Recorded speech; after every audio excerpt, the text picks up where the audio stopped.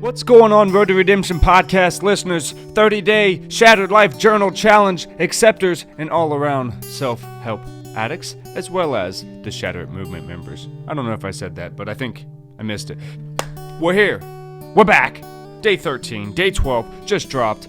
I hope you guys enjoyed it. It's talking about healing your inner child, but today on day 13, we're talking about probably my most popular. I would say if when I talk about things, the channel gets the most views, it's when I talk about relationships. Why? Because until my marriage that I'm in now, I've done them completely wrong. I have failed on all count of trying to do relationships. I have no problem admitting that, right?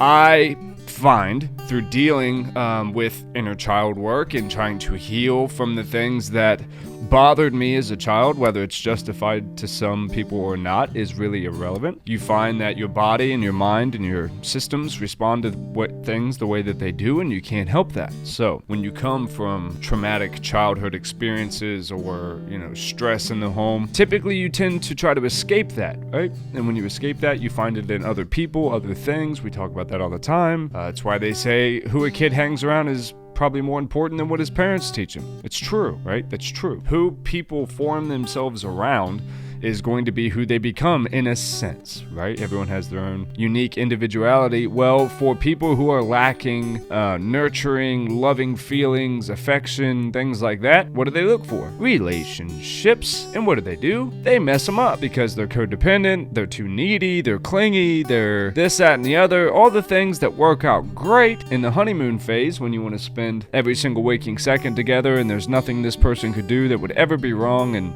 Lord knows they would never hurt you, right? Because it's brand new and you're in love. That word love, it gets us all. When you use that word and you put that tag on something, on a relationship, it puts a lot of undefined pressure on the relationship. Two people use the word love and they both use it differently, because unless it's something that is handled maturely, where you've sat down, you've understood what love means to you, what it means to get it, like receive it, and what it means to give it, and if you are capable of doing that in a real and honest way, that's a very mature thing to do, right? It's hard.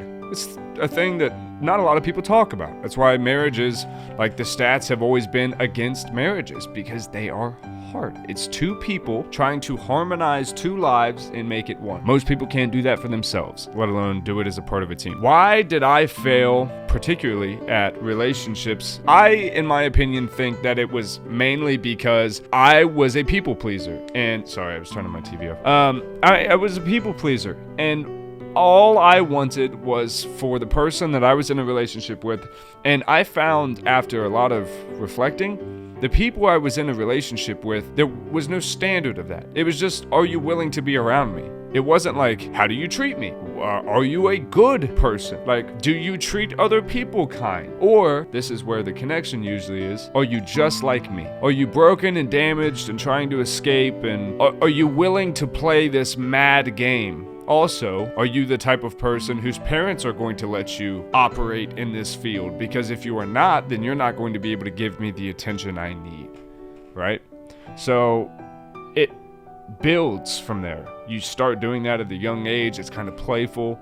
Well, then, if you're a troubled kid or you have troubling things happen to you, oftentimes people get excited when they see you happy, or they see a glow kind of to you. So sometimes I think people encourage things, they call it cute, they call it whatever, and to a kid, I don't think adults understand you're kind of giving a stamp or a seal of approval on the actions that they're doing, and to a kid, they feel more adult and they feel like they're coming into adulthood when parents encourage these romantic type relationships. So you're coming from a place of already no self-identity, terrible coping mechanisms. You're putting this on this other person. You're codependent on them, right? And then you're not even talking about things like jealousy and people having the free will to actually act outside of a relationship. All those things come into play, and all those, just being a child comes into play when you're a teenager. Somebody could wake up with a wild hair up their ass one day and be like, hey, I like this person now, and whatever just happened for the last however long doesn't mean nothing because I'm a kid. and I make irrational decisions, and that's what I do. So then we get older, and I think we carry a lot of the wounds and a lot of we time travel with our relationships. We carry those traumatic feelings and emotions and experiences with us into new relationships, and again, during the honeymoon phase when everything's fun, and usually it's like, oh my gosh, I'm finally, you feel like I'm finally over that, and I finally grew from that.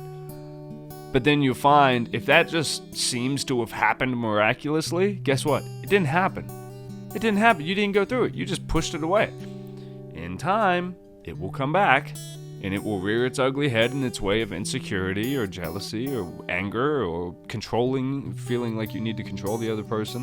When you look and you go, oh, I never dealt with the trust issues from being cheated on. I never dealt with the insecurities for being left for another person. I never dealt with never being good enough, or, I never dealt with these things, and now I can't keep a relationship with a person who, this is a relationship that has to be voluntary. They can leave at any time. Just because a person holds the title of husband, wife, boyfriend, girlfriend, fiance, that doesn't mean that there's some force field around them that keeps them from going out and sleeping with other people or doing things that they're not supposed to, or promise that they won't do, right? That can't happen. That's not going to happen. What ensures that those awful occurrences don't happen is you invest in your relationship, which means what? You invest in yourself.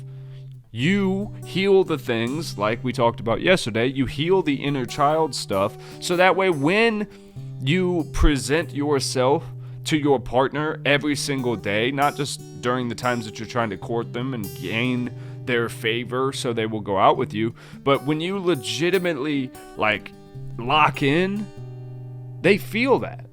They can tell that. That's a connection. That's what makes love a real thing. When you're willing to work on yourself for that other person. Almost knocked my mic over. If you guys can't see, I went back to the old crappy freaking boom arm because my other one broke. Literally just snapped. I just bought it. It was brand new.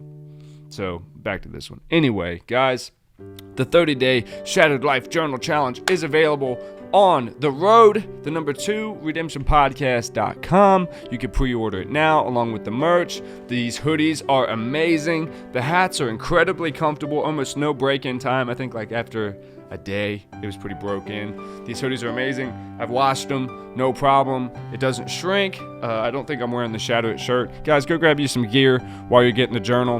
Remember, guys, the journal is a digital copy, so you will need to grab yourself a 89-cent journal to actually write the daily entries in. I hope you'll do that. I hope you'll join the Shatter It movement, where we're shattering labels and stigmas around mental health, substance abuse, and success. I love you, and we'll see you on day 14. Mwah!